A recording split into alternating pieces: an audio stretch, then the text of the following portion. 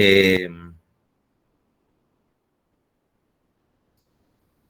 Ahí le mandé el correo para ya formalmente el examen mañana temprano hay que estar unos 10 minutos antes, vaya, de las 8 para hacer todo el proceso usual del examen, ¿verdad?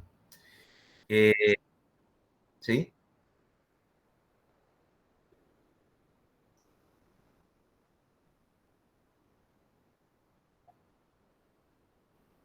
No, si no te preocupes por eso. O sea, yo dije aula 209, pero vos sabes que tradicionalmente, si no está esa aula, usamos cualquier otra.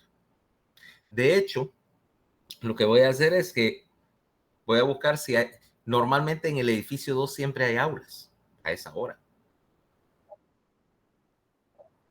No, vamos para el 2, eso no te preocupes. De eso no te preocupes, que en el campus no hay ninguna escasez de aulas. No tiene necesariamente que ser en el edificio 5. Y no tiene necesariamente que ser en el segundo piso, puede ser en cualquier aula que no esté en uso. Eso no te preocupes. Acordate que cuando digo 209, nominal, ¿va? Nominal. ¿Ok? De hecho, para mí es mejor que el examen sea, no sé, por ejemplo, en el edificio 2, donde hay más tranquilidad, donde las cosas están en silencio, en vez de tener aquel barullo de gente y el montón de coronosos circulando por los pasillos, ¿va? Okay.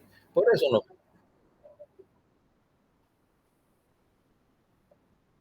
Bueno, por eso es siempre lo que te he comentado en ocasiones anteriores.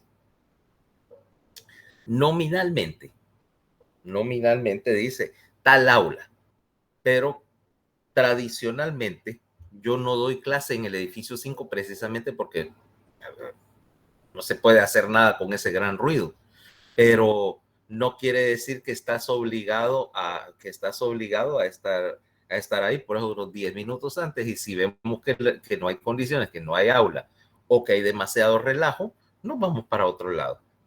El examen se puede poner en cualquier aula. No es cosa que no haya sucedido antes. Ya que por ese asunto no te preocupes, por eso lo único que hay que estar unos 10 minutos antes para evaluar eso, y si no, pues sencillamente voy a hacer el examen para otro lado.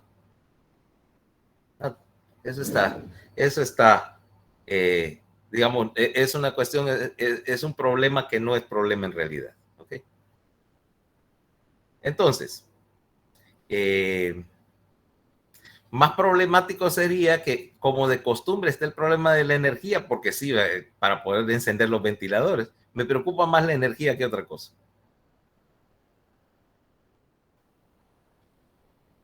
Bueno, entonces, caemos a donde nos quedamos ayer.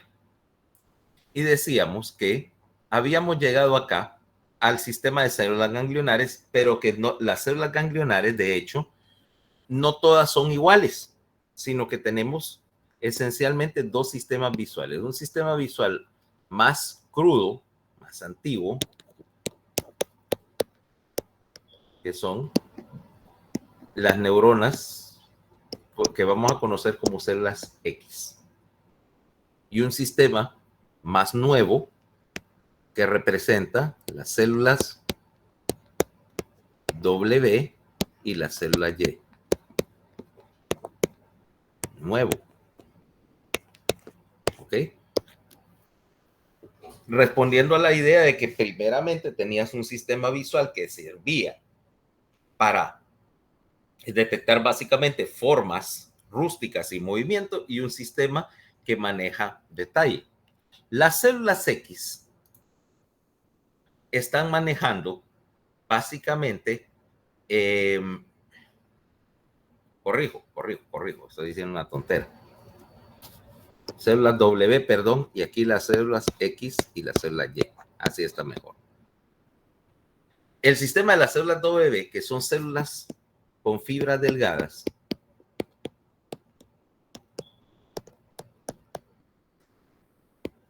que responden principalmente a los bastones, o sea que no estás viendo color, estás viendo solo bultos en blanco y negro, y cuya respuesta es relativamente lenta por ser fibras más delgadas, ¿ok? Un sistema que está siendo alimentado particularmente por dos cosas. Uno es conexión directa de los bastones y la otra, las células amacrinas que están respondiendo en términos de que trabajan en secuencia, ¿no? Una células que trabajan en secuencia para diferenciar la dirección y la dirección y el sentido del movimiento, ¿ok? Ahora tenés estas células W alimentando en secuencia y me dicen, por ejemplo, que una célula ganglionar W responde a una célula macrina y la célula macrina respondía solo cuando tenías, por ejemplo, varios bastones disparando, tum, tum, tum, tum. Ok, se está moviendo, qué sé yo, de este a oeste, ¿okay? O de norte a sur, terraza, ¿ok? Ese es el primer sistema y va a alimentar una población específica de células en el tálamo. Ahora tenés el sistema más nuevo y el sistema más nuevo está poblado por dos tipos de células ganglionares que tienen una particularidad. En primer lugar, son fibras más gruesas y que conducen no a mayor velocidad, sino que conducen a mayor ancho de banda. No sé si tenés la idea, porque aquí vamos a hablar un poquito de ancho de banda.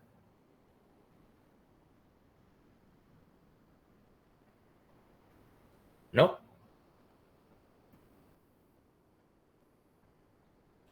Deberías pensar en Internet, por ejemplo. Vos tenés una conexión de Internet en tu casa. Entonces, una conexión, dice, de, de banda estrecha, por ejemplo, decíamos. Conexiones de banda estrecha. En una época antes de que vos nacieras, Fernanda, que vos te conectabas a la Internet a través de la línea de teléfono, ¿ok? ¿Has oído hablar de eso? ¿Eh? Conectarse en la Internet por vía de tu línea telefónica fija. Ok. Entonces, en aquella época, en los tiempos antiguos de la Internet, vos te conectabas a 33K por segundo. Y entonces, ver video era imposible. ¿Okay? Si quería, o sea, YouTube no existía, porque sencillamente para ver un video de 5 minutos tenías que estar como una hora descargando. Eso era ancho de banda pequeñito, o sea, poca información por segundo. Ahora vos venís y decís, tengo una conexión de Internet lenta, dice, porque transmite y tengo un paquete de esos de Internet que me transmite a 5 megas. ¿Ah? Y 5 megas implica que yo puedo, por ejemplo, ver páginas por la web, pero si quiero ver video en YouTube, el video va a ser ese video en 100, dice video en 144, que no se ven aquellos cuadritos que se mueven, pero realmente no ven detalle, porque es muy poca información la que puede transmitir por minuto. Eso es el concepto de ancho de banda. Entonces, si yo quiero transmitir mucha información por minuto, necesito un sistema que pueda manejarlo, y ese es el sistema más moderno, células W y células Y. Las células W se encargan de transmitir información principalmente del sistema de los conos y me están enviando la información de color, ¿ok? Me están enviando información principalmente de color y de detalle, ¿ok? Hacia el tálamo. Y el tercer tipo, lo que llamamos célula Y, es una neurona ganglionar muy especializada, o relativamente más especializada, que solo responde a cambios rápidos en la intensidad de la luz. O sea, es capaz de detectarme cosas como un parpadeo. Por ejemplo, tenés una luz así que flash, ¿va? Un flashazo, y ese te estimula principalmente la población de la célula Y.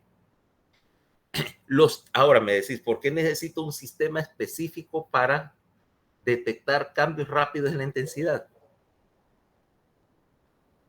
¿Por qué? Si ya tengo un sistema de neuronas que me pudiera detectar cosas como cambios y movimiento. Y es porque los cambios bruscos en la intensidad son muy útiles para detectar cosas que se mueven rápidamente. Vale, ponele. Vamos a poner una... Vamos a ponerte un caso. Tenés un objeto que se mueve rápidamente. Ponele, no sé, una, no sé, algo que va volando, ¿eh? Una pelota que vuele rápidamente, y realmente no vas a percibir los detalles, sencillamente vas a ver que algo cambió rápidamente tu cambio visual. Y los cambios bruscos en el campo visual te señalan al sistema visual que tenés que tenés una de dos, o un objeto que se cambia muy rápidamente, o algo que acaba de aparecer en tu campo visual y que pudiera ser algo que te llame la atención. Por la misma razón de que las luces de advertencia normalmente parpadean porque tu sistema visual está adaptado para reconocer esos objetos nuevos, algo que está cambiando, como algo que te llama la atención. ¿Ok? Entonces, la suma de esas tres señales es la que viaja por el sistema de las células ganglionares y que en este momento ya se convirtió en señal que atraviesa el nervio óptico, ¿no? Ahora, vamos a ver que, de hecho, mira lo que sucede. En el diagrama estás viendo lo que sucede con una respuesta rápida. Mira que los cambios, cada rayita te representa un parpadeo. Mira cómo cuando encendes algo que parpadea, excitas a la célula ganglionar y luego, al ir bajando la intensidad, lo estimula más lentamente. Y además ahí te muestra la idea de que la inhibición lateral te está bloqueando la señal vecina para aislarte esa señal parpadeante de todas las demás. ¿Ok? Ahora, eso implica que hay dos vías acá. La primera, dijimos que había una conexión que va de un bastón o un cono a una célula bipolar a una célula ganglionar, lo que llamamos la vía vertical. La vía vertical me está haciendo esto, me está haciendo una señal excitadora, pero al mismo tiempo, si yo tengo aquí un cono, lo voy a hacer cónico, a una célula bipolar, a una célula ganglionar, le voy a poner una G, y al nervio óptico, ¿eh? Esto es lo que llamamos vía vertical. Y es excitadora. Pero ahora mira qué es lo que sucede también con esta. Este cono, vamos a cambiar de color.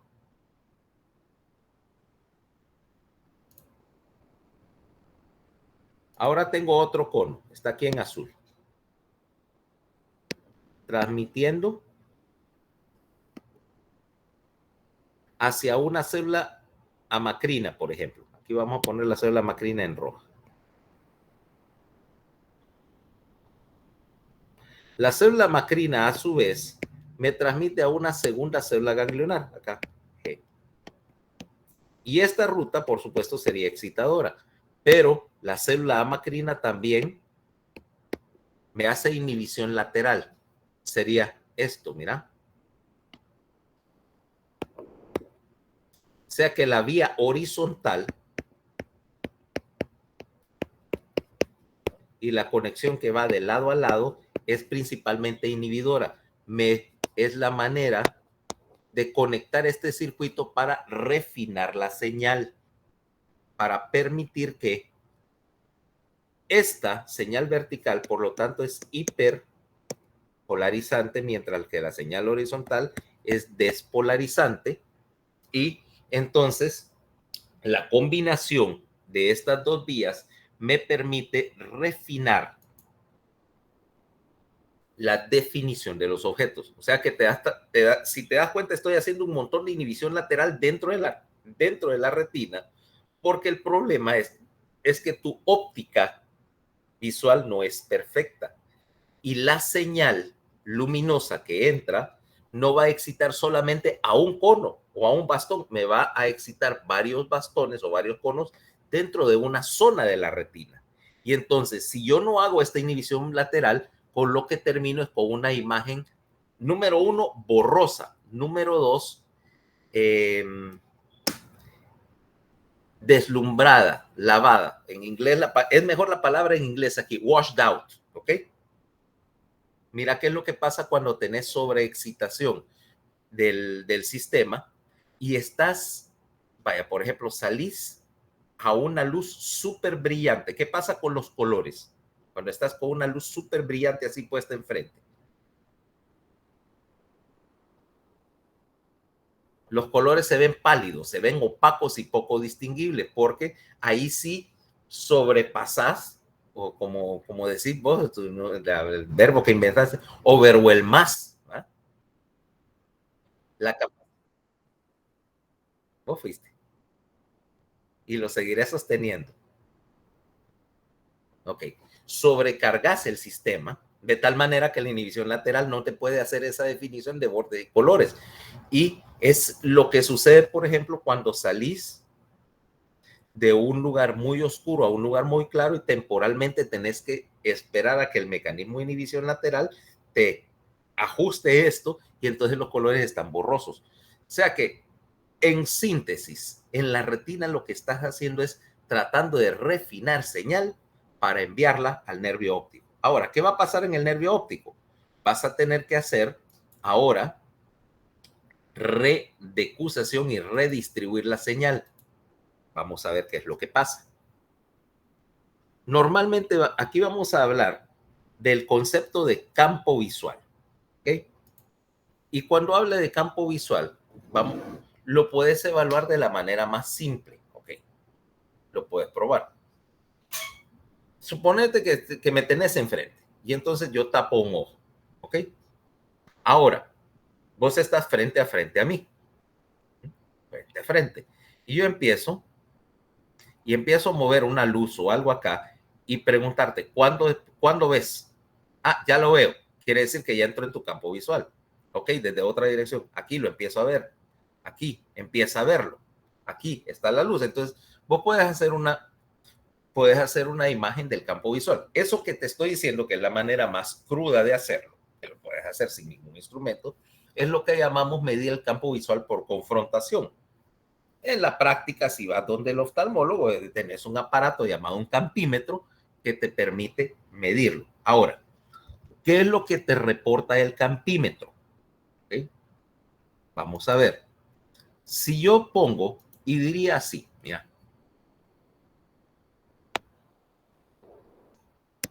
ojo izquierdo, ojo derecho, ¿cabal? Entonces yo puedo dividir el campo a 4 cuadrantes y aquí en el centro lo que llamamos la zona de la visión central, o sea, lo que ve la mácula.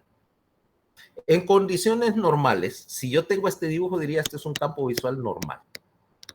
¿Cabal? ¿Me va siguiendo? Ahora, veamos qué es lo que pasa, cómo redistribuir la señal acá. Yo tengo los dos globos oculares acá, las dos retinas, esquemáticamente. Los dos nervios ópticos, ¿correcto? Van a fusionarse en el quiasma óptico. Hasta aquí no te estoy diciendo nada nuevo, ¿eh? Y viajas por las dos cintillas ópticas hacia su estación de relevo en el tálamo. ¿Cuál es la estación de relevo en el tálamo? El núcleo geniculado lateral. Y de ahí, dijimos, del núcleo geniculado lateral, la radiación óptica, o sea, las fibras que van hacia la corteza, y está en la corteza del área 17, que es el sector visual primario, y las fibras, acordate lo que, lo que sucede acá. Espérame, déjame ponerte la ilustración.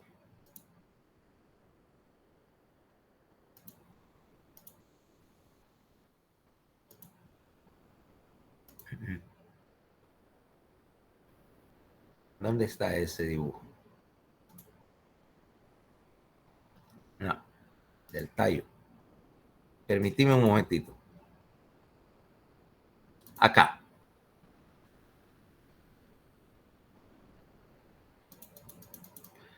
El cuerpo geniculado lateral y la radiación óptica que está aquí. Vamos a ver si lo puedo. Aquí creo que es el. ¿Qué hice? Espérate. Brutal. Microsoft Edge. ¿Por qué está esta pendeja? Permitime. Me cae mal el Edge. Aquí. Ahí.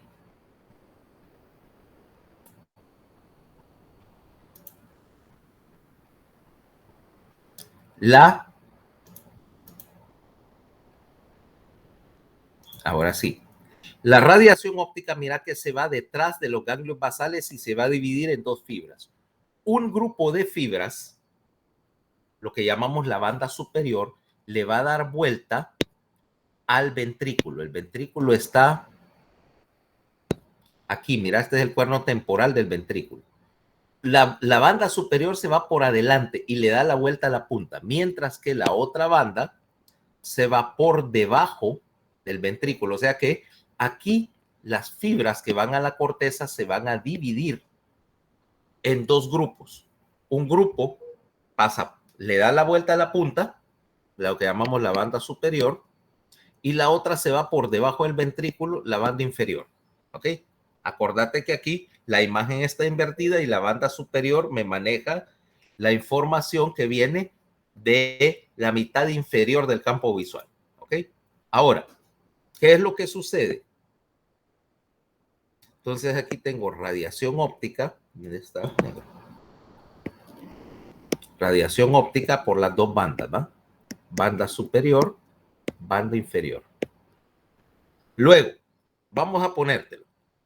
En rojo la señal que viene de la retina izquierda y dividimos la retina izquierda en dos sectores.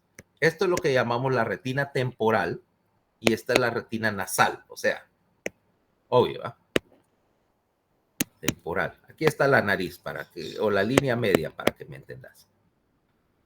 La retina temporal, las fibras que están acá, línea de puntos, viajan por la cara más lateral del quiasma y no decusan. Mientras que las fibras nasales, aproximadamente el 50%, hacen decusación y se van para el otro lado.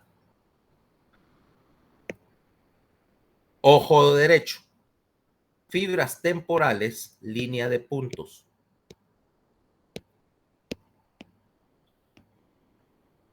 Línea de puntos, mira, para acá.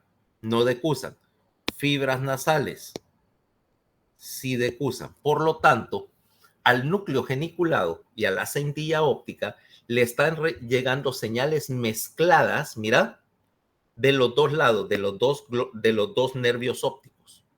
Al núcleo geniculado lateral, y este es el del lado izquierdo, le está llegando la señal de la retina temporal izquierda y la retina nasal derecha, ¿ya? Y al núcleo geniculado lateral del otro lado, pues el lado, pues obviamente su contrapartida, la retina nasal del lado derecho y la retina temporal del lado izquierdo.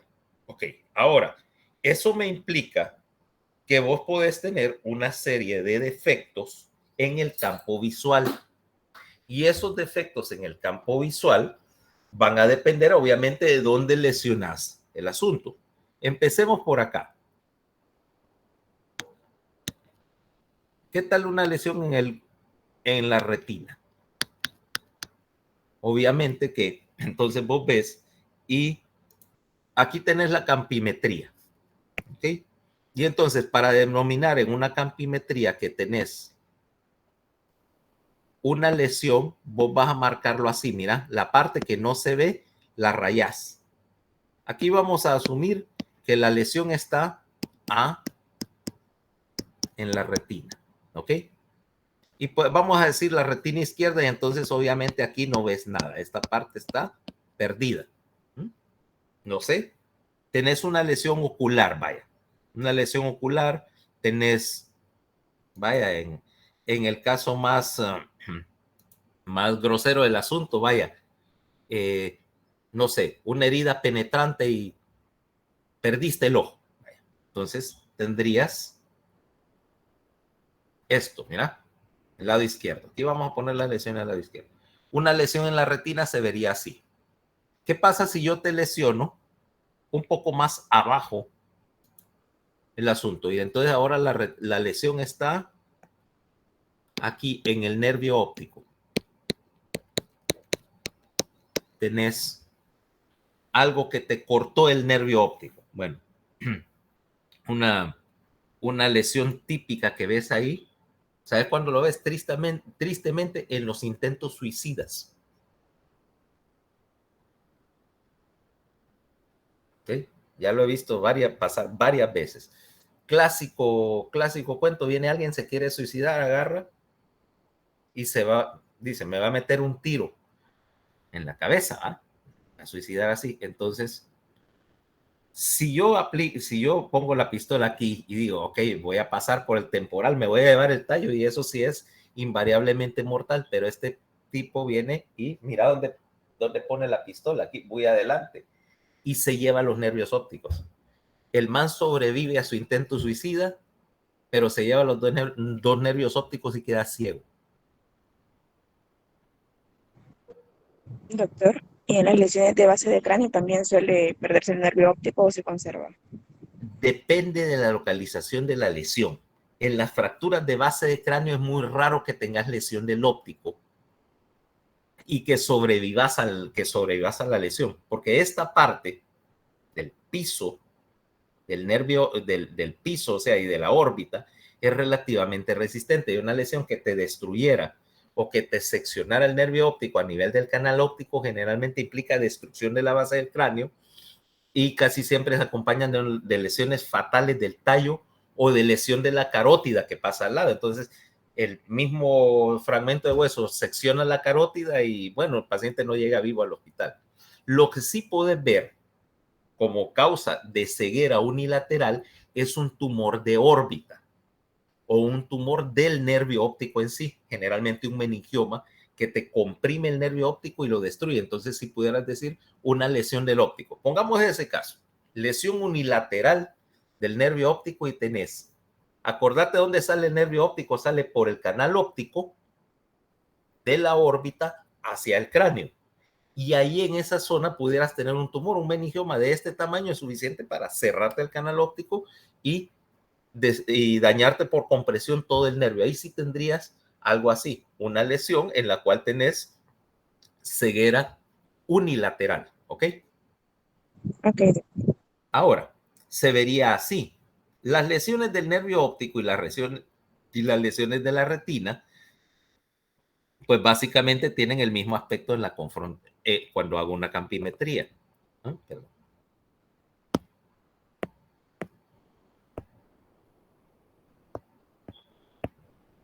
Otra vez el nervio óptico izquierdo. Mira, es el mismo tipo de lesión.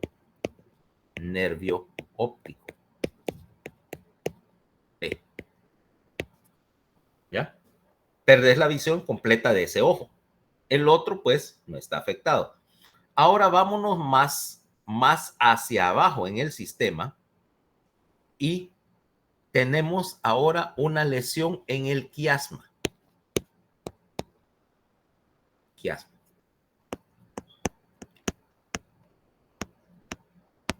Ahora yo estoy interrumpiendo las dos fibras nasales. Si la lesión está en la línea media o cerca de la línea media, la lesión me está interrumpiendo las fibras nasales acá. Por lo tanto, yo voy a perder, como acordate que las fibras nasales ven esta parte del campo visual. Entonces yo voy a perder el campo visual hacia los lados, el campo temporal. ¿Cómo se miraría ahí? Vamos a ver.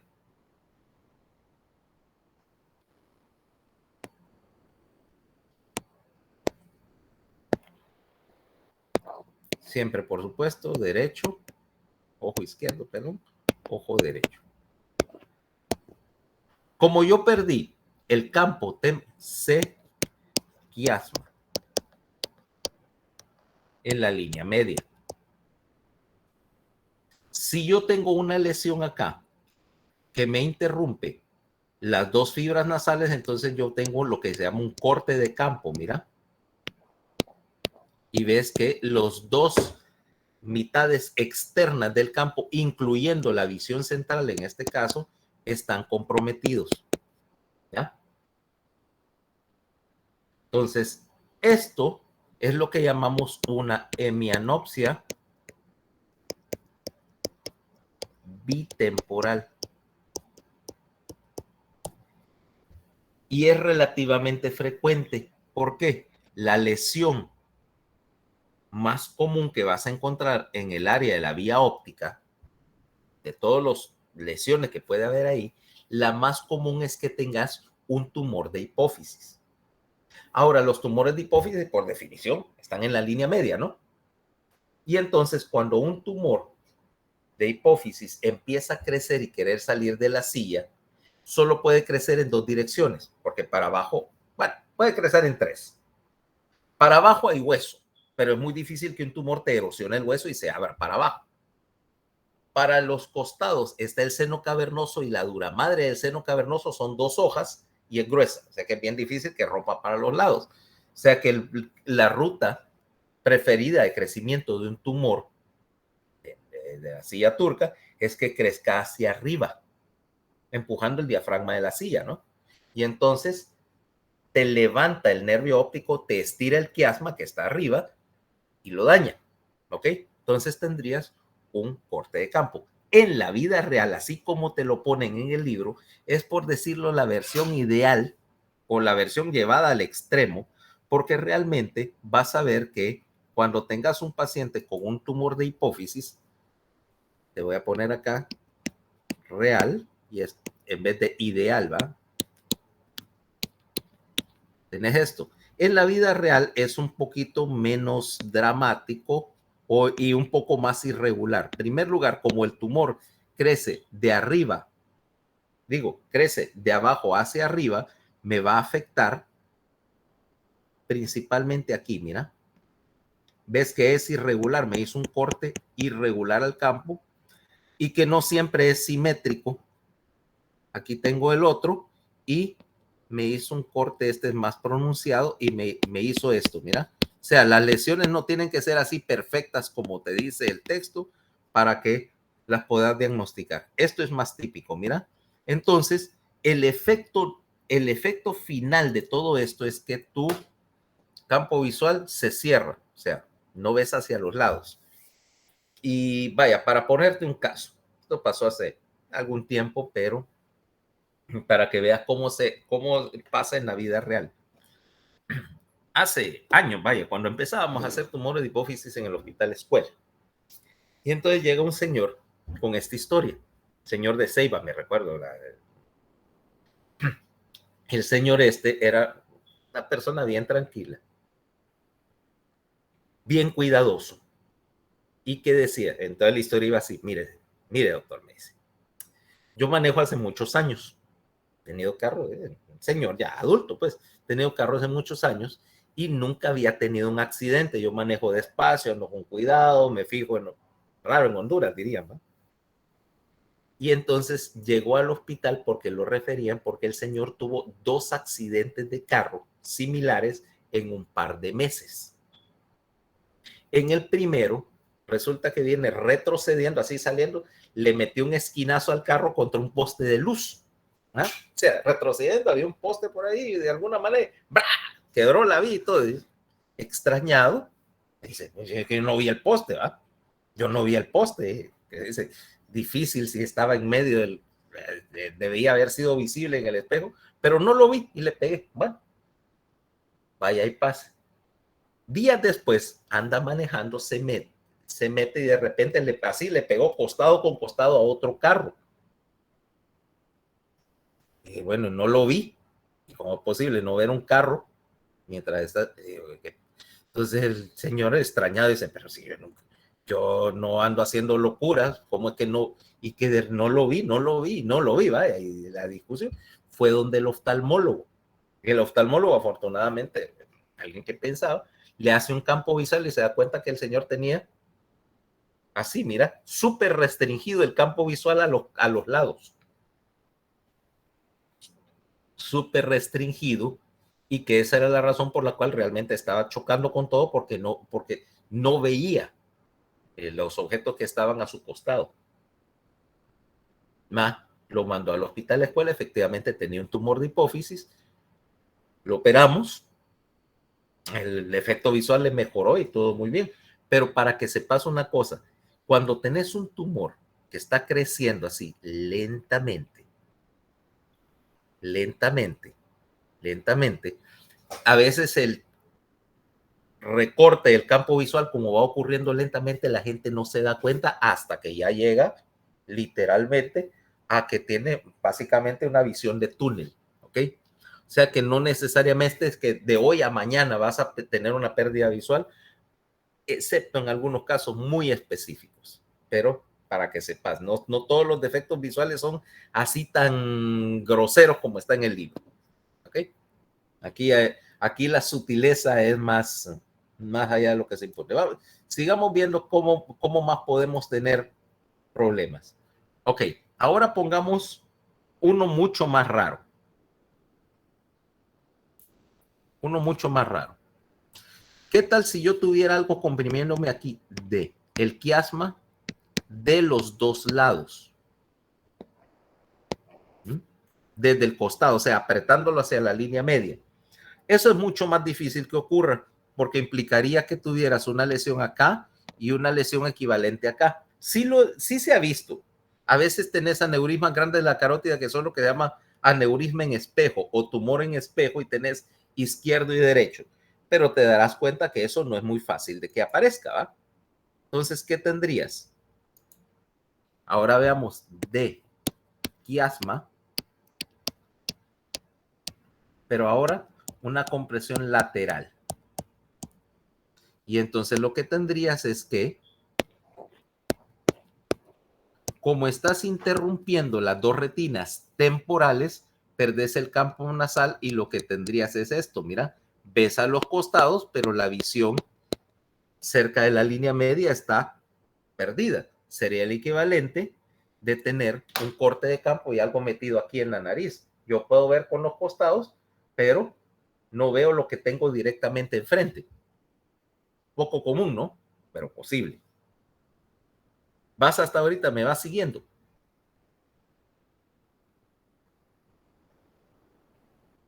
Ok. Con un glaucoma lo que tenés es primero pérdida de la visión central, de la percepción de detalle, porque lo primero que se afecta en el glaucoma es la mácula.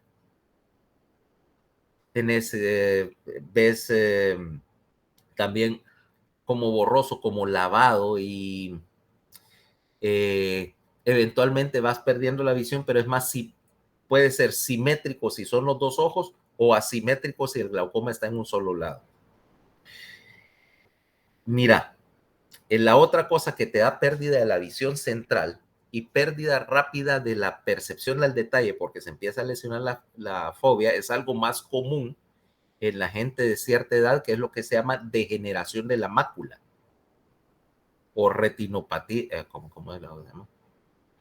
Hay dos: retinosis pigmentaria, en la cual perdés de todas las células, pero más en el centro, y la degeneración macular, que te va quitando la fobia de la mácula. Se parece mucho al glaucoma, y lo que empezás a perder es percepción de detalle.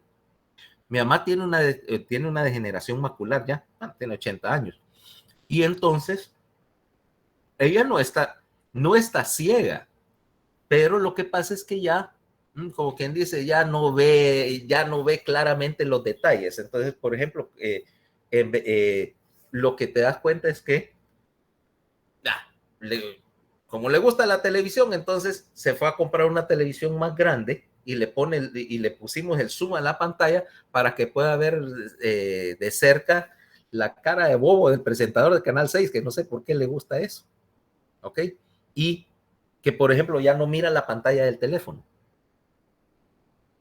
ya no sabe quién la llama. Entonces, la única opción, o para marcar, ya no ve los números en la pantalla del teléfono, y que ahora anda una tablet grande de esas Samsung que tienen teléfono para que pueda ver los números y pueda marcar.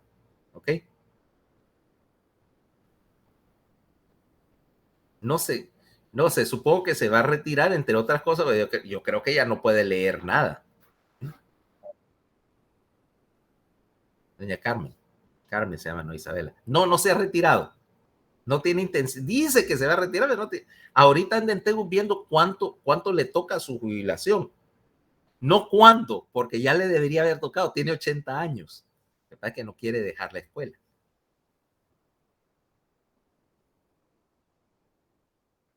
Por otra parte, mi papá está preocupado porque si se va a retirar, él es el que va a sufrir.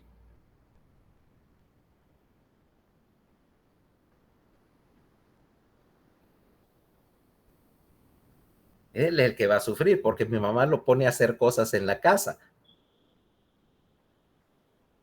Entonces va a tener que ir a la oficina, no sé, a las 5:30 de la mañana y regresar a las 10 de la noche, porque si no, mi mamá, ay, mira, que no sé qué, que no sé cuánto. Y mi mamá, cuando se aburre, eh, se dedica a su entretenimiento favorito. ¿Qué crees que es el entretenimiento de mi mamá?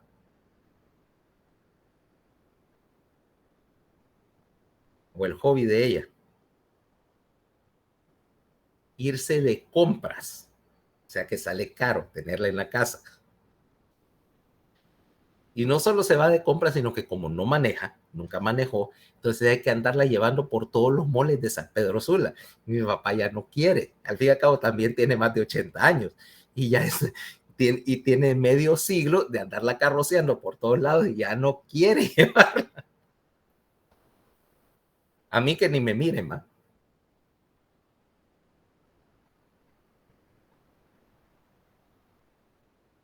A mí que ni me miren. De cualquier manera, tengo una ventaja. Mi mamá no se sube conmigo al carro. Si yo voy manejando, no se sube.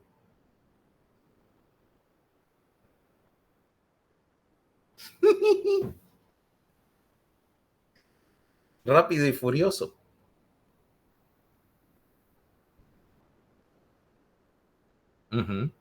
Mira, hasta el look. Ok, regresemos al asunto. Entonces, ¿cómo ves las lesiones bilaterales al quiasma? O te darían lo que se llama una hemianopsia binasal. En el centro tenías lesiones bitemporales. Aquí tenés, esto es una hemianopsia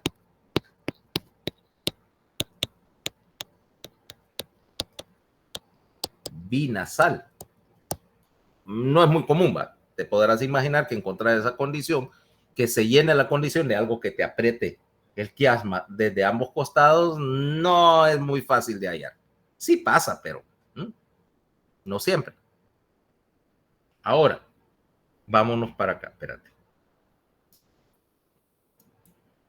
¿Qué pasa si yo me llevo acá una de las dos cintillas ópticas? Cintilla. ¿Qué estoy interrumpiendo? Estoy interrumpiendo las fibras que vienen de esta mitad del campo, la de izquierda, de un ojo, y la mitad izquierda del otro ojo. Acuérdate, están trabajando cruzadas.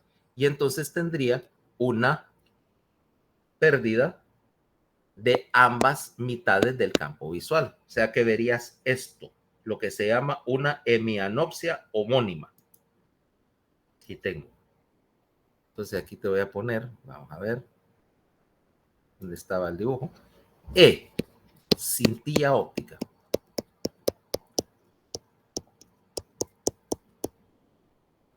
Hemianopsia homónima. Siempre acordate.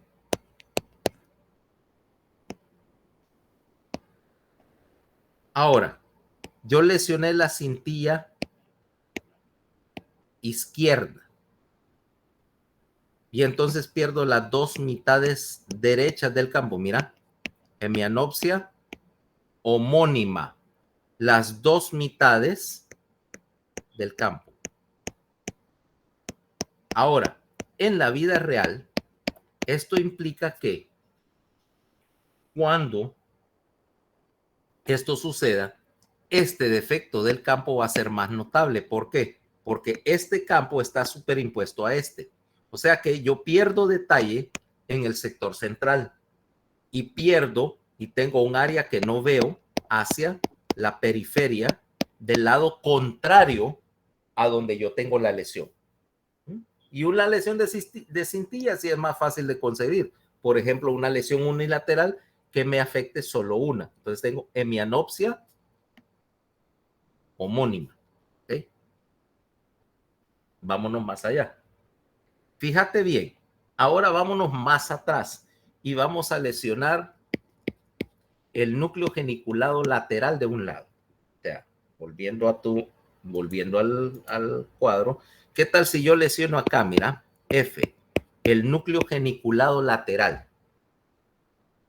Resulta que la visión central, o sea, el área de la fóvea y de la mácula, está duplicado, está bilateralizado, ¿ok?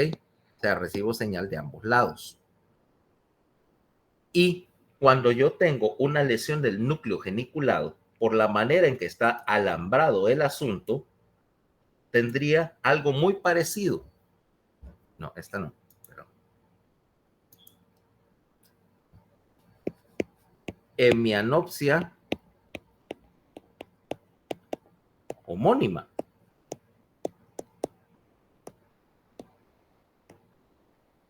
Con respeto macular. Mira, esto es la cintilla, ¿no?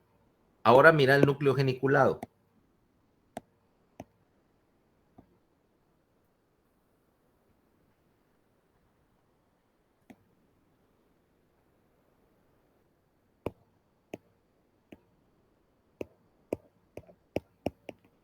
Mira que en ambos se parece, pero hay una diferencia crucial. Cuando la lesión es del núcleo, la visión central, la mácula, está funcionando. O sea que este es menos llamativo que el otro porque tu visión central, que es la que utilizas más tiempo, no se afectó.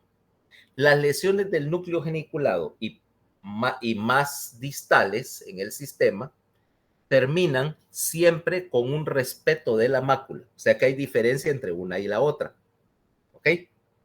Ahora te voy a poner una última lesión.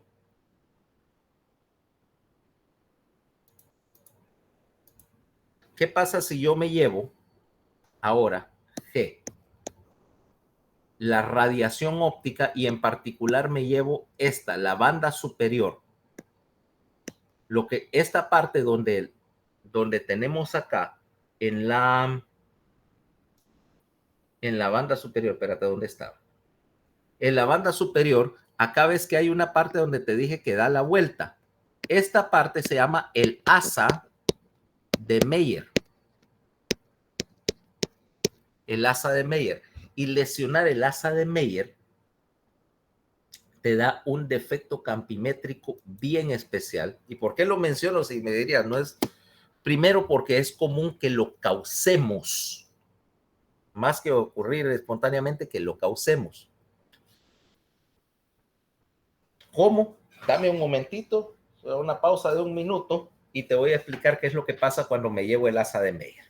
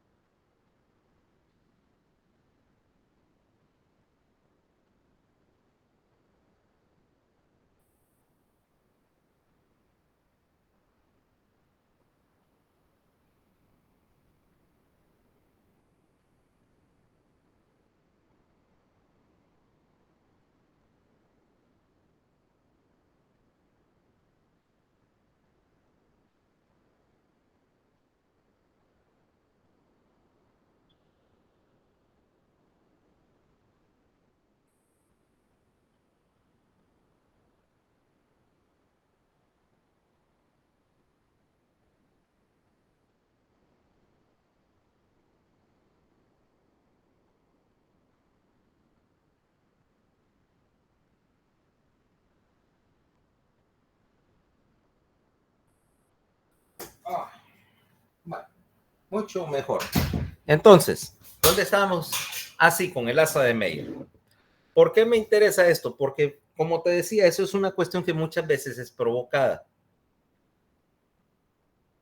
Acordate, las fibras de esa banda superior, perdón, de esa banda inferior, que diga, corrijo, van a dar la vuelta, alrededor de la punta del ventrículo, ¿ok? O sea, en la punta del lóbulo temporal. Y muchas veces yo necesito quitar la punta del lóbulo temporal.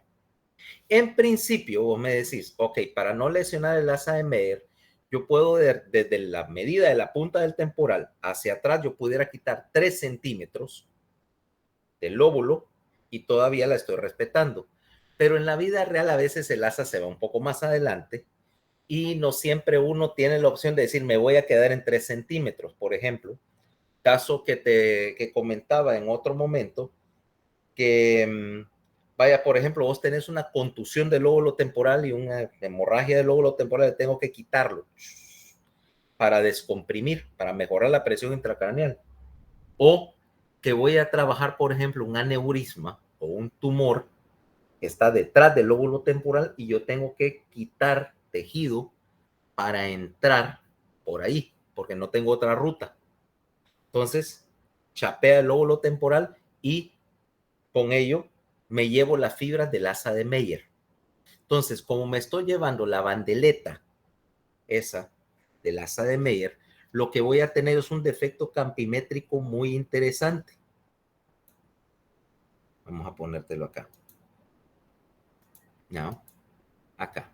Mira lo que sucede.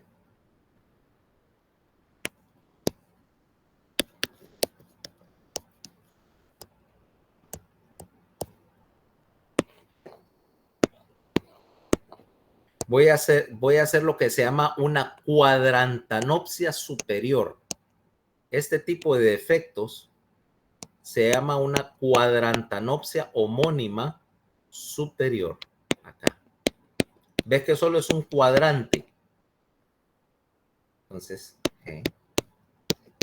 cuadrantanopsia homónima superior. ¿Ok? En lo cual te llevas las dos esquinas superiores contralaterales del campo. Ahora, eso tiene un defecto, tiene un nombre mejor. Se llama pie in the sky. Porque tengo el equivalente de 2 pedazos de pastel así llevados en la parte superior. Pie in the sky. Pastel en el cielo. ¿Ok? Es bien común y normalmente cuando vos anticipás que vas a hacer esto, si es una cirugía programada, le avisas al paciente que pueda tener un defecto visual pequeño, el cual solo se nota mira, el defecto que está hacia la porción temporal, porque y este campo están traslapados, pero no. Entonces el paciente dice, sí, hay una esquina que yo no veo. Normalmente, eso no le molesta a casi ninguna profesión, ¿ok? Eso no molesta casi a ninguna profesión porque la mayoría de las cosas que vos estás viendo están a tu nivel, o sea, fuera del defecto, o hacia abajo, donde no hay afectación. Solamente tenés que estar pendiente de eso con ciertas profesiones. Obviamente, cosas como los astrónomos, por ejemplo, o, o los pilotos profesionales que obviamente no pueden darse el lujo de no ver algo que venga por su camino y chocar en el aire. ¿O quién más tendría un defecto de este tipo? A veces los artistas, tal vez porque están pintando un mural o algo así, necesitan ver. A ellos sí les afecta, pero por ejemplo, a mí como cirujano, tener un defecto campimétrico aquí en la esquina, no, porque no hay nada aquí que me interese realmente ver que no pueda hacer, que no pueda corregir moviendo la cabeza. ¿Ok? Entonces, ahí ya tendrías lo que pasa cuando estás teniendo defectos en tu transmisión de señal. Ahora, ya llegaste con este sistema óptico, llegaste al...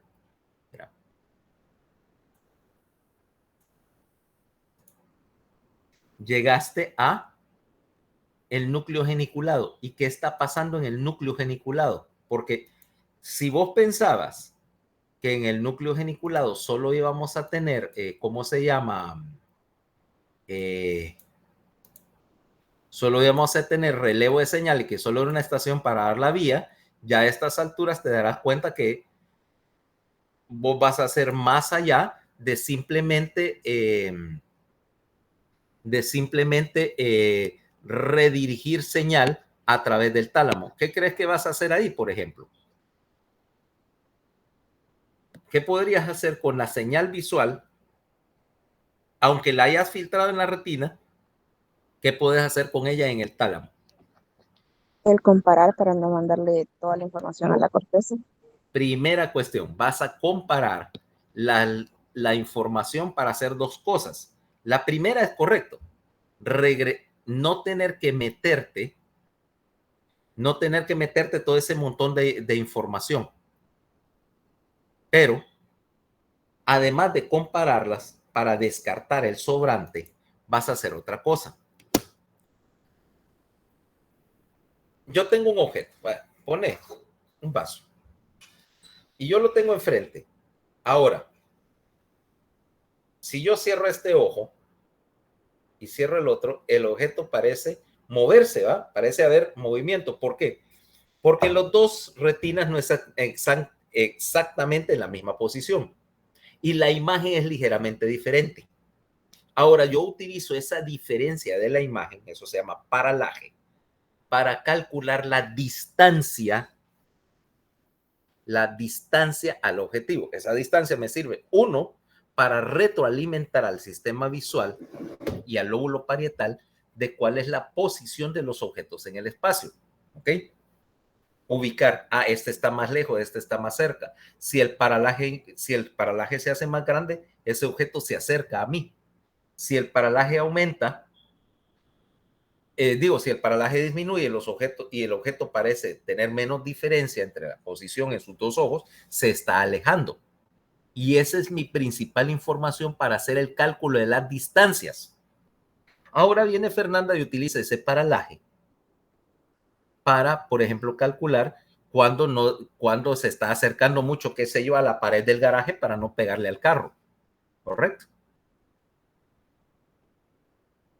A distancias cortas, y medias, ese es tu principal indicador de la distancia. Pasado unos 200 pies de distancia, lo que te indica qué tan lejos o qué tan cerca es el tamaño relativo del objeto. O sea, si vos ves a alguien y en su campo visual, en tu campo visual se ve así, vos sabes que esa persona está bien lejos, ¿va?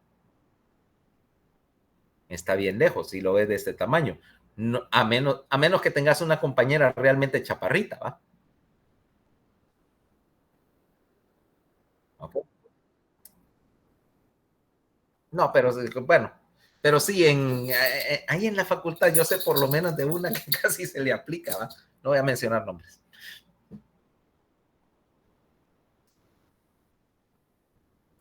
¿Y ahora en qué lío andará metida? Ella, si no está metida en un lío, se siente como subutilizada si no está en un relajo, porque siempre anda en uno.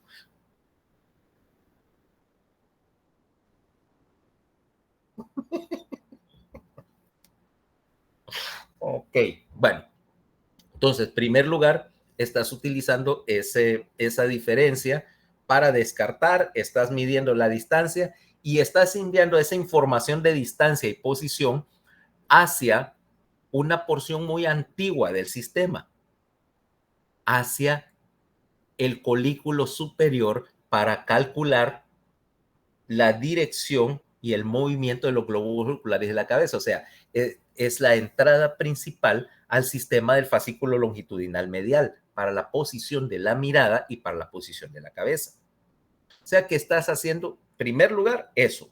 Segundo lugar, también vas a dividir la señal. ¿Te acuerdas que hablamos de que había dos sistemas de células ganglionares? Bueno, el núcleo geniculado ahora también está organizado en función de que tiene un sector más antiguo y un sector más moderno. ¿Cómo trabaja? Vamos a ver. Si te acordás, ¿Cómo? Magno y parvo, correcto. Entonces, para aquellos que no se acuerdan o para aquellos que no lo vieron en neuroanatomía, siempre hay alguno, tu núcleo geniculado se ve así, hay 6 capas. 1, 2, 3, 4, 5, 6.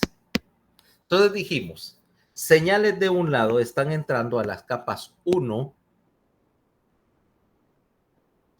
4 y 5.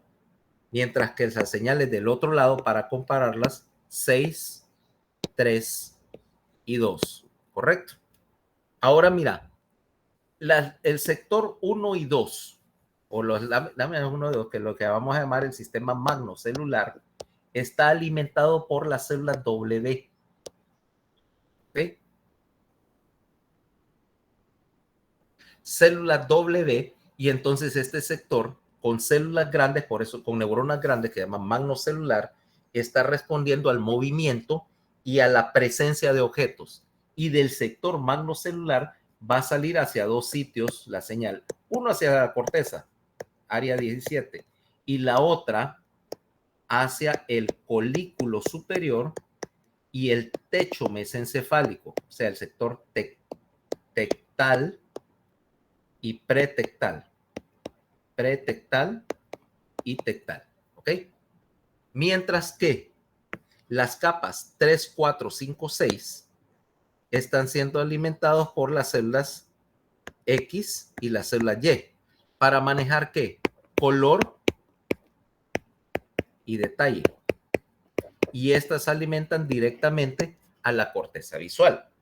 O sea que aquí tengo una división de la información visual en 2 sectores, ¿ok? El sector más moderno se llama el sector parvocelular, con células pequeñas y más numerosas y más riqueza de conexiones porque estoy procesando más información. O sea que ahora estos 2 sistemas, antiguo y moderno, está entrando información en paralelo, ¿ok? Procesando cada cual un sistema eh, de la un sistema para la visión, incluso un mecanismo de respaldo.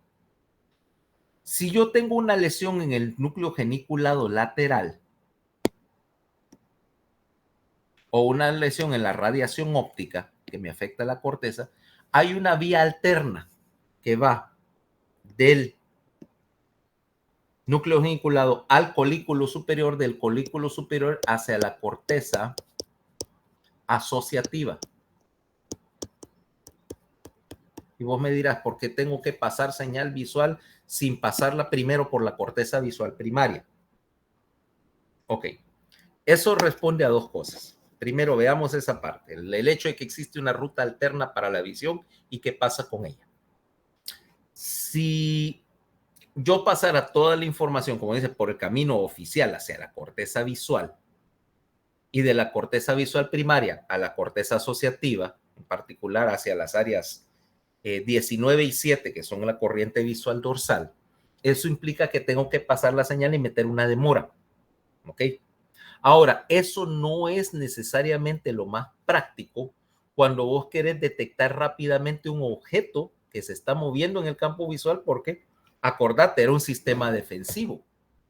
A mí me interesa muy poco si el bicho que viene corriendo hacia mí es un Tyrannosaurus Rex o es un Indominus o es, qué sé yo, o es un Deinonychus o algo así. Igual estoy en problemas, ¿correcto, Fernando? ¿Ok? O si el camión, bueno, para entrar en tiempos más modernos, si el camión que te va a dejar bidimensional es un Mac, un Volvo o un Mercedes, igual te va a dejar planita, ¿va? Entonces, yo necesito enviar esa señal hacia la detección de posición y movimiento en la corriente visual dorsal y lo hago por una ruta más rápida. Primero. 2, no solamente eso, sino que le estoy alertando anticipadamente a esta corteza visual que apareció algo en mi campo visual. Para eso, para decirlo así, es un objeto de interés, ¿ok? Es algo nuevo. ¿Será que es algo que yo quisiera dedicarle mi atención? Y por lo tanto le envío una señal al sistema visual más avanzado para que determine si vale la pena procesar detalle. Porque yo realmente no estoy procesando detalle de todo lo que veo. Estoy procesando detalle de lo que me interesa. ¿Ok? Vaya, por ejemplo, ahorita yo estoy procesando detalle principalmente de lo que veo en la pantalla y lo que tengo enfrente. Sin embargo, por ejemplo, para mí el vaso ese que estaba hace un momentito, este que está acá, lo veo ahí, pero yo no estoy realmente analizándolo. ¿Okay? No estoy analizando detalle, no es, es un objeto más. ¿Okay? Esto tiene una consecuencia.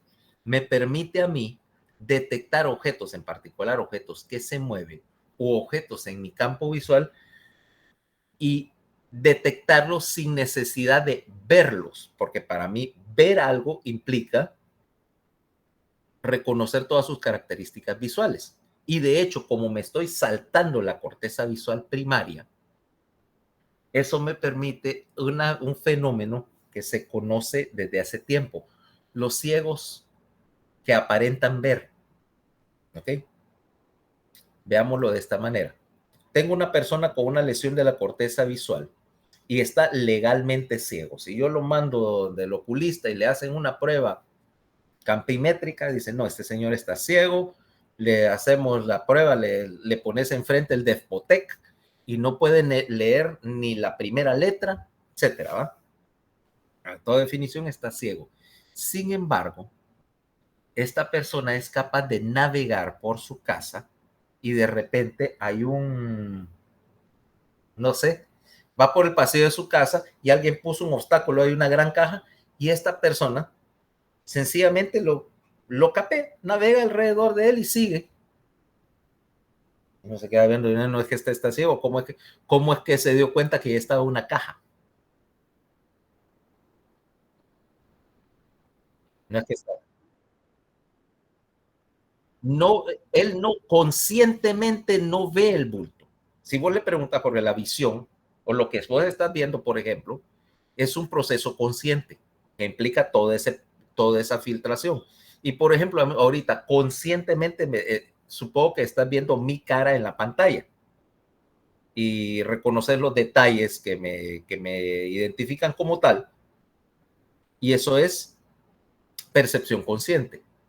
Pero aquí no, si yo le pregunto, ¿y qué pasó? No, pasé por ahí, pero ¿por qué? ¿Había algo? No, yo no vi nada, yo no veo nada, yo soy ciego. Y no te está mintiendo, no te está queriendo hacer un cuento. Yo soy ciego. O para ese efecto, viene, por ejemplo, este ciego, que está legalmente ciego, nuevamente, y yo vengo haciendo algo realmente reprensible, y le voy a tirar algo, vaya, tengo una naranja, una almohada, algo así, le tiro la almohada, y el tipo la capea o la aparta, ¿va? Y digo, bueno, ¿cómo es que este ciego pudo ver que venía, qué sé yo, la naranja que le tiré y el tipo la batió? Pero, y yo dije, ¿qué pasó? No, sentí algo. Le digo, pero ¿viste qué fue lo que? No, yo no veo nada, yo soy ciego. Porque si es capaz de extracorticalmente percibir un objeto que se mueve y enviarle esa información a su corteza parietal, pero él no lo vio porque no procesó la imagen, ¿ok? Solo procesó que había algo, ¿ya? O sea, la visión de los ciegos es una cuestión que no necesariamente implica algo así. Claro, si tuviera una lesión de ambas retinas, obviamente no percibe nada, no ven, ahí sí no ve nada si no tiene retinas o nervios ópticos, porque sencillamente no detecta la luz. Pero si la lesión está en la corteza visual primaria, los ciegos pueden evadir objetos, aunque no puedan definir qué es lo que evadieron. ¿Ya? Para ser más correcto, las cegueras corticales muchas veces entonces tienen ese fenómeno que se llama ceguera cortical o síndrome de Anton Brahman, ¿ok? En el cual vos podés, o más bien el paciente puede evadir objetos, pero no puede identificar conscientemente qué se trata. Eso es típico cuando tenés una lesión de la corteza, de la corteza occipital. ¿Ok? Cosa interesante. Y que te demuestra el hecho de que hay conexiones alternas y que no todas las conexiones del núcleo geniculado terminan en el, ¿cómo se llama? En la corteza visual primaria. Ok. Ahora, las capas, para ser más correctos con respecto a esto, las capas 1, 4 y, aquí puse C, perdón, aquí está 1, 4 y 5, reciben señal del lado contrario, o sea, son contralateral. 1, 4 y 5. Mientras que las capas 2, 3 y 6 reciben señal de la retina del mismo lado, o sea, son ipsilaterales. O sea, ahí se están mezclando las dos señales en el núcleo geniculado. Entonces, ahora, una vez que enviaste estas señales, magno, ¿cómo se llama? Estas células de los sistemas magno y parvocelulares van a referir su señal precisamente, precisamente hacia la corteza visual primaria. Ahora, mira qué es lo que está sucediendo. En el, ¿cómo se llama? El núcleo geniculado dijimos que tenía dos sistemas, magno y parvocelular. El sistema magnocelular que está procesando la señal rápida o de cambios rápidos, y que procesa movimiento, aquí dice rapidez, realmente movimiento y señales en blanco y negro, va a caer a la capa 4, pero ves que la capa 4, está dividida en la corteza visual. ¿Te acordás que ahí era tan amplia y tan interconectada que hasta tenía una franjita visible, ¿va? La estría de Gennari? Y que esa capa 4, que es en lo que llamamos la corteza visual estriada, va a recibir las señales, obviamente, entrantes del tálamo, pero las va a dividir. El sistema para el movimiento, o sea, el sistema más antiguo, sistema magno, entra a la capa 4, pero la capa 4 tiene 4 divisiones: 4A, 4B, 4C alfa, 4C beta. Las señales acá van a entrar hacia el 4C alfa, o sea que entran a la capa 4C alfa, la cual las va a redistribuir al resto de la corteza visual, en particular a las columnas que procesan movimiento, ¿ok? En particular, mientras que el sistema más nuevo, llamado el sistema parvo, va a manejar color en particular y detalle. Y aquí lo que estoy viendo es lo que pasa con el color. Las señales que entran van a entrar a dos regiones, a la capa 4A y a la capa 4C beta. ¿Por qué? Porque aquí se van a redistribuir dentro de la columna del color a lo que llamamos la mancha de color. Estas manchas de color son específicas para una familia de conos, o sea que tenés en ese sector de la corteza, tenés una columna para el color, y en la columna para el color tenés una población de neuronas que procesa los conos del rojo. Otra población procesa los conos del verde y amarillo, y una tercera me va a procesar los conos del azul. Y estas tres van a reconocer la señal de color y la van a mezclar para que vos interpretes ahí como una señal mezclada que me da, que es lo que sería tu información de color, ¿ok? Vaya, te voy a poner aquí qué es a lo que me refiero con eso de mezclar la señal.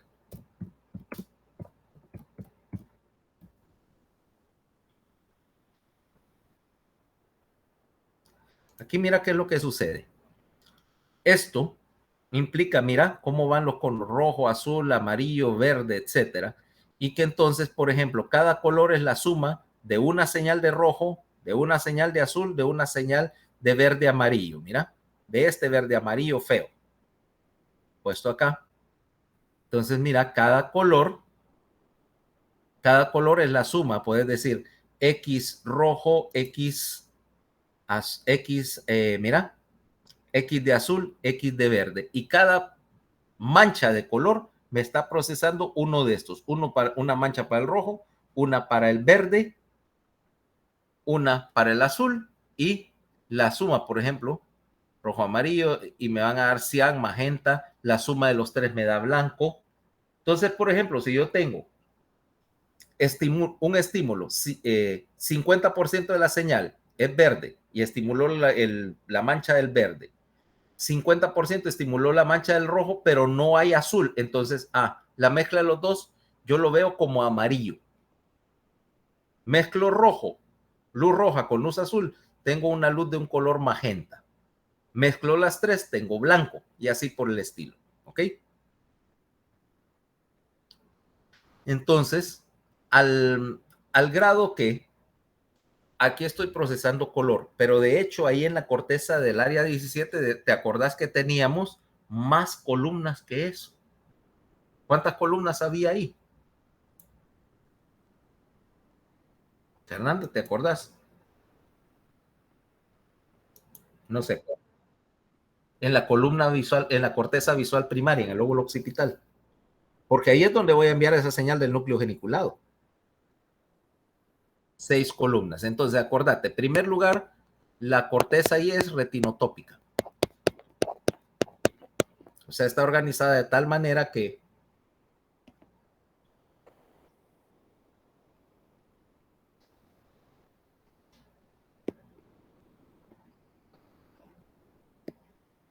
aquí está la corteza visual. Este es el surco calcarino. La visión central, aquí está el sector para la fóvea, en la punta del lóbulo. ¿Ok? Cada pedazo, vaya, cada sector de la retina, si yo pusiera aquí una retina, entonces tengo X, X está por acá, invertida, ¿va? Y estaría por acá. Y aquí la región central vamos a poner que este es N y N está aquí, ¿ok? Cada punto en la retina, o cada sector de tu campo visual, cada píxel, tiene un sector asignado en la corteza visual y ahí tengo 6 columnas. 6 columnas que se ven para un sector. La columna siempre va a ser hexagonal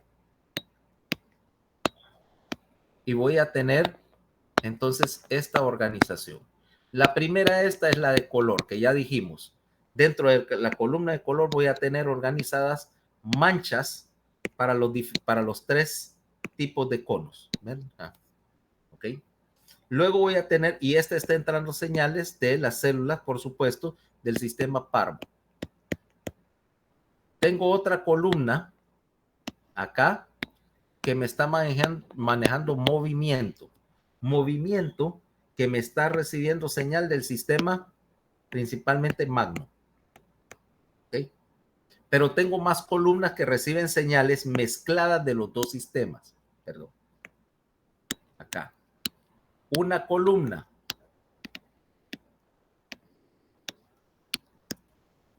para brillo que me está recibiendo señales de las células W, efectivamente, que responden a cambios bruscos en la luminosidad, de las células Y, que responden a cambios bruscos en la luminosidad. Tengo otra columna que me está detectando señal que vino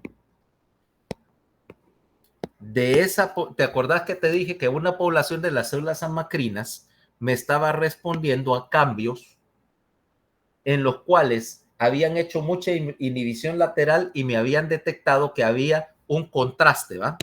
Contraste. ¿Okay?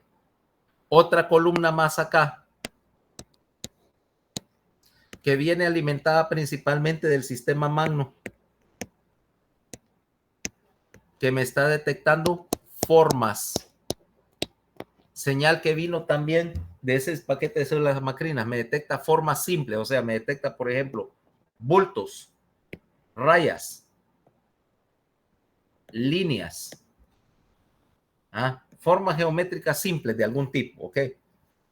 Otra vez, aunque digan que hablo en Spanglish en la clase, la palabra inglesa blobs es un poquito más descriptiva, o sea, bodoques en tu campo visual, sin detalle. Sin detalle.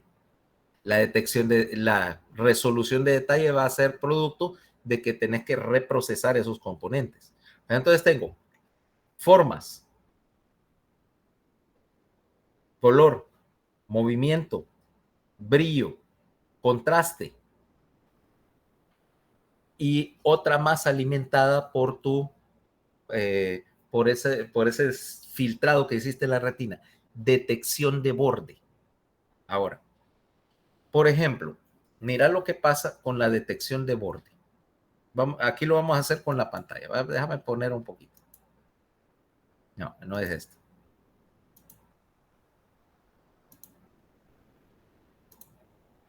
Ahorita, por ejemplo,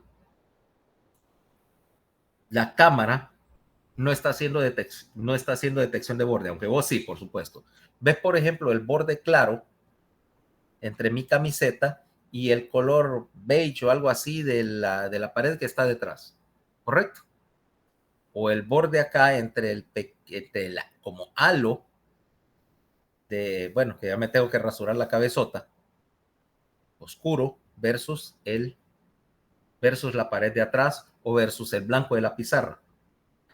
Si yo sobreestimulo aquí en la cámara, voy a hacer el efecto de sobreestimular la detección de borde y y aquí lo que está haciendo el algoritmo de la cámara, de hecho, es haciendo inhibición lateral.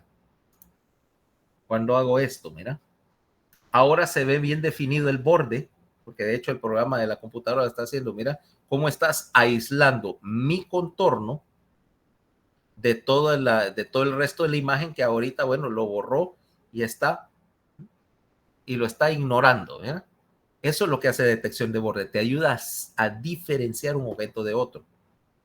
Y la presencia mira, de hecho, como el programa que no es perfecto, ves que detrás de mi mano se ve un poquito porque la detección de borde es un poquito irregular con el Google Meet. No me voy a quejar, es bastante decente. Vamos a poner otra vez como está. O para ponértelo de esta manera, una detección de borde con un fondo y cómo se ve de artificial la separación entre mi imagen y el paisaje que está atrás. ¿Ok? O bueno. Ese no, obviamente, ¿va? Obviamente que no. Listo. Ok. Entonces, quiere decir que si yo agarro esta señal y entonces estoy alimentando del sistema magno, estoy detectando formas y bultos y movimiento, independiente del otro sistema. Mientras que el sistema parvo me está manejando color, detección de borde, brillo y contraste. Y si te das cuenta, los dos sistemas son independientes. Eso me permite una gran ventaja. Originalmente, tu sistema visual más antiguo solo detectaba objetos que se movían, pero básicamente tenía el problema que una vez que el objeto dejaba de moverse, desaparecía de tu campo visual, lo cual es un problema si lo que estás queriendo hacer es reconocer obstáculos de detalle. Imagínate, algo que solo puedes ver mientras se mueve. Pero si el sistema ahora es más moderno, Parvo, es independiente, trabaja separadamente y te permite, por ejemplo, el hecho de que yo puedo tener una imagen estática, o sea, como una foto donde no hay movimiento, pero sin embargo el otro sistema puede manejarlo. Ahora, acordate siempre de lo que hemos hablado. Procesar estas columnas separadamente te da la ventaja de que no necesito tener información completa para sacarle utilidad a una imagen, pero que el estimular la corteza visual primaria no te va a generar imagen, ¿ok? Solo estás viendo componentes. Y si yo empiezo a estimular la corteza visual primaria, lo que obtengo son manchas o rayas o objetos o destellos en el campo, pero no es nada que forme una imagen, porque ahora yo tengo que pasarlo a la corteza visual secundaria, primero para reconstruir la imagen, dos, para manejar todas las distorsiones y rotaciones que yo pudiera tener una imagen en el campo visual. Es la corteza visual secundaria la que reconstruye, por ejemplo, la imagen de este lápiz y te permite identificarlo y reconstruirlo, aunque esté vertical, esté horizontal o lo veas de extremo. Sabes que es el mismo objeto y que aunque esté cambiando de posición y rotando, su apariencia visual puede cambiar, pero vos seguís reconstruyéndolo de la misma manera. Estás reconstruyendo el objeto aun cuando esté distorsionado. ¿Ok? Para poderlo pasar a los sectores de identificación visual, hacia la corriente visual ventral, que identifica y clasifica objetos, o hacia la corriente visual dorsal, que está ubicando la posición relativa en el espacio. ¿Okay? Ahora, esto también implica que, dado que las columnas van a poder hacer ese truquito de reconstruir, vos podés también utilizar esta información o esta corteza visual secundaria para hacer dos cosas. Primero, otra vez vas a reprocesar la imagen.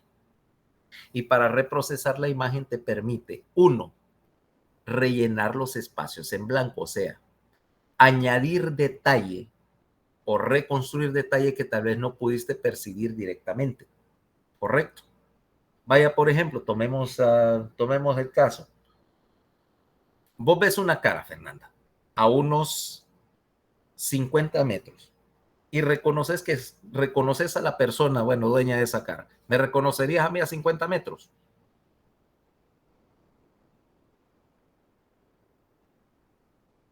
Ok.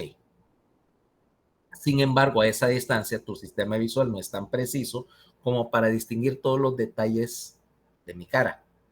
O sea que vos viste, reconociste algunos rasgos, sabes quién soy, pero que si me estás viendo claramente en ese momento, parte es reconstrucción de imagen porque ya me has visto antes y estás sacando imágenes de tu memoria visual para incorporarlas y rellenar los espacios en blanco, porque a 50 metros no ves detalles, ¿ok? No ves detalles de la imagen muy pequeña como para que pudieras verlo, por muy buena que sea tu agudeza visual. Uno. Dos, que aparte que utilizar para rellenar los detalles en blanco y que te permiten utilizar una imagen que generalmente vino con información incompleta, también te permiten hacer, ¿cómo se llama? Hacer esa transformación. Si vieras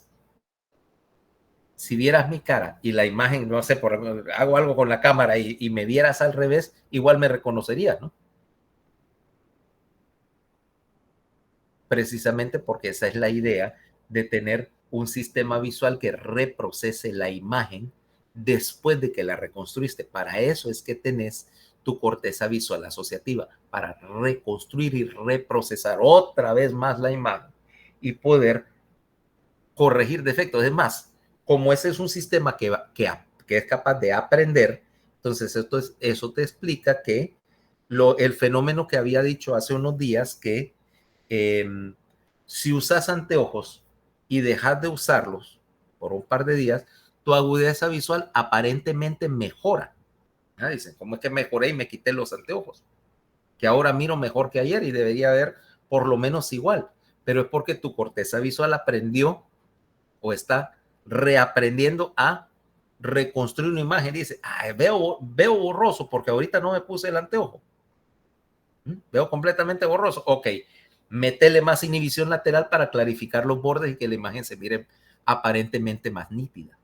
Ok, los colores están medio borrosos porque las condiciones de luz no son correctas. Ajusta la reconstrucción para que el color se mire de acuerdo a lo que yo percibo que debería verse el color. ¿Ok? ¿Te acordás hace unos años que estaba aquel cuento de que si el vestido era negro o era blanco? ¿Cómo era? Era azul con negro y blanco con... Así. porque ahí depende, ahí te está enseñando una cosa, tu corteza está entrenada para procesar color en un sentido de que vos esperás que las condiciones de luz sean X, o sea que yo estoy acostumbrado a luz blanca de día y que por lo tanto mi percepción de los colores depende de saber cuál es la luz que está entrando. Es como que yo quisiera venir, por ejemplo, bueno, esto es un montón de frasquitos de pintura y que yo me voy a poner a pintar, ¿ok? Y una de las primeras cosas que tengo que hacer si estoy utilizando ese, pintando o queriendo querer el color exacto, es que tengo que saber cuál es la luz que estoy utilizando. Entonces, las lámparas del escritorio son tienen que tener de cierto color. Por ejemplo, esas son luces blancas de 6500 y yo ya calculo mis colores en base a esa luz. Si pusiera una luz amarilla en la lámpara, mis colores se van a ver todos raros, ¿ok? Lo que yo pinte se va a ver todo raro. O imagínate, lo llevo a extremo. ¿Qué tal si quisiera mezclar y seleccionar colores, pero en vez de tener una luz blanca, tuviera una luz roja? Cuando se van a ver muy bien porque mi corteza va a aprender a compensar con luz roja.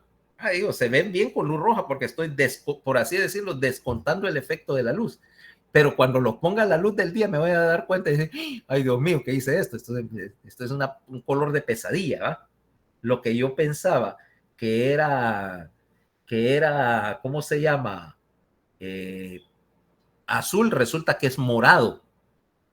Y lo que yo pensaba que era café oscuro, realmente verde limón. Y aquello se va a ver rarísimo.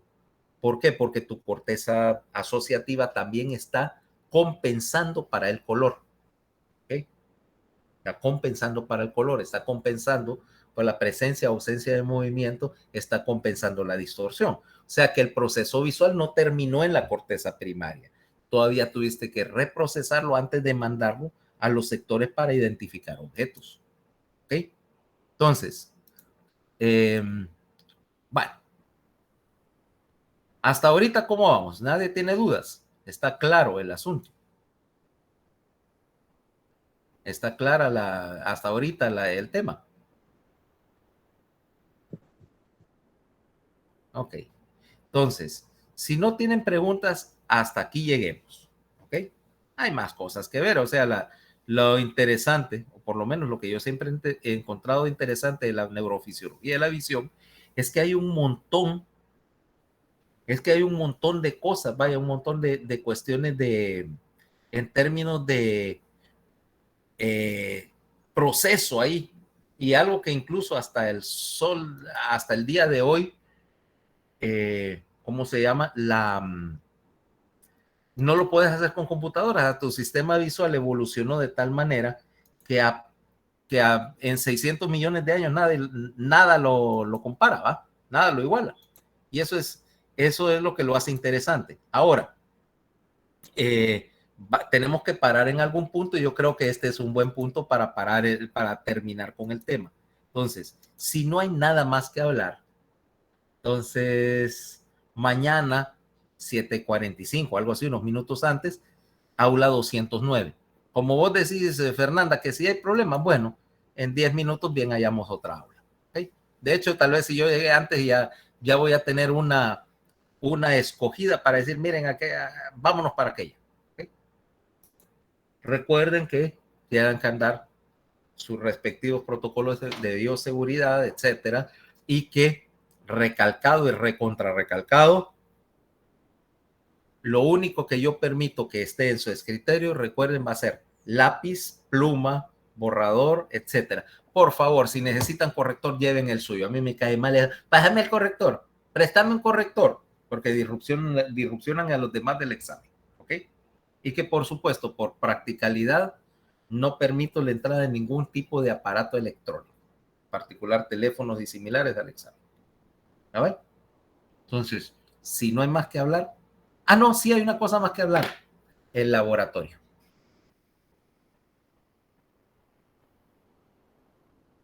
El laboratorio. ¿Quiénes fueron el lunes al laboratorio? Yo soy de lunes, doctor. Ok, Yo también, doctor. contame, Jesús. Ok, ¿quiénes dieron la práctica? ¿Quiénes estaban?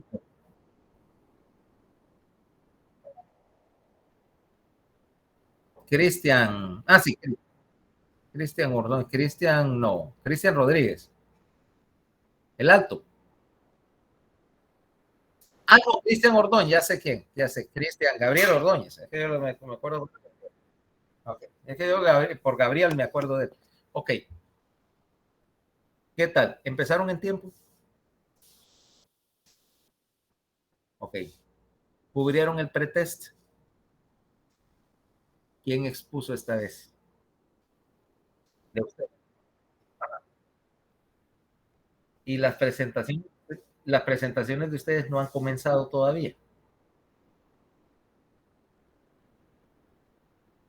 Porque ya es tercera práctica, ya ha habido tiempo como para que distribuyan las presentaciones. ¿Cuál era el tema, por cierto?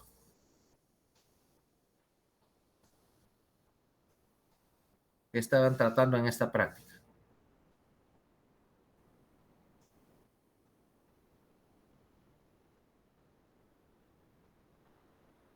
Es la audición. ¿Era qué? Audición y función vestibular. Ok, perfecto. Ellos presentaron y dieron la práctica. Eso pues se da. ¿Cómo están las explicaciones para las prácticas? ¿Está claro todo? ¿Están bien explicadas? ¿Saben ustedes lo que tienen que hacer?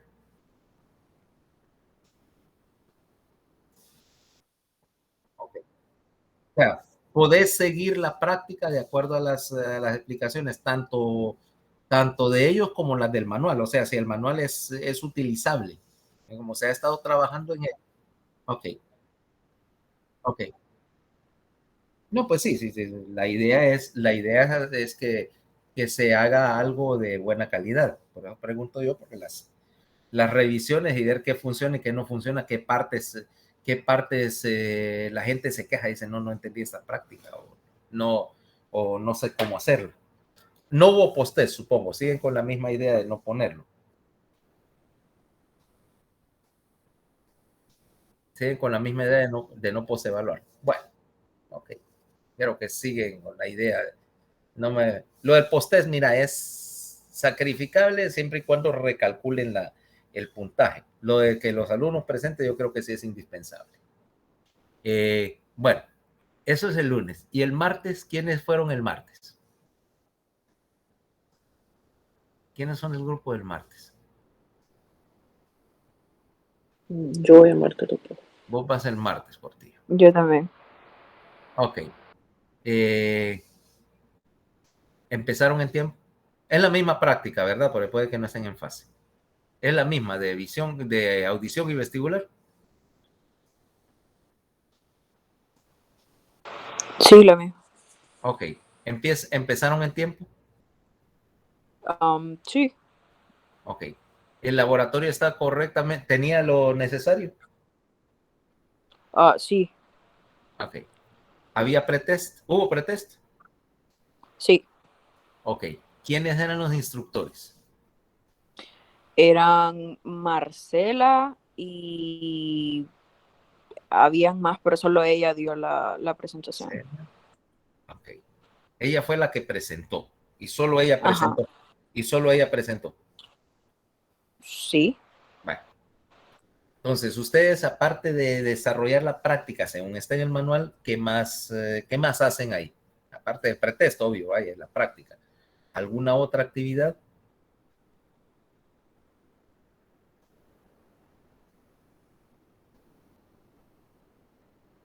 No, solo, o sea, llegamos, hacemos el pretest, escuchamos la presentación, se termina la práctica, nos turnamos como por estaciones para hacer cada cosa y, y ya. Ok, bueno, o sea que más o menos están trabajando igual lunes y martes, o sea, son consistentes. Diría que están consistentes. Bueno, está bien. Bueno, entonces seguimos pendientes. Vaya, entonces aquí terminamos y pues nos vemos mañana en el examen. Bye. Muchas Gracias. gracias, doctor.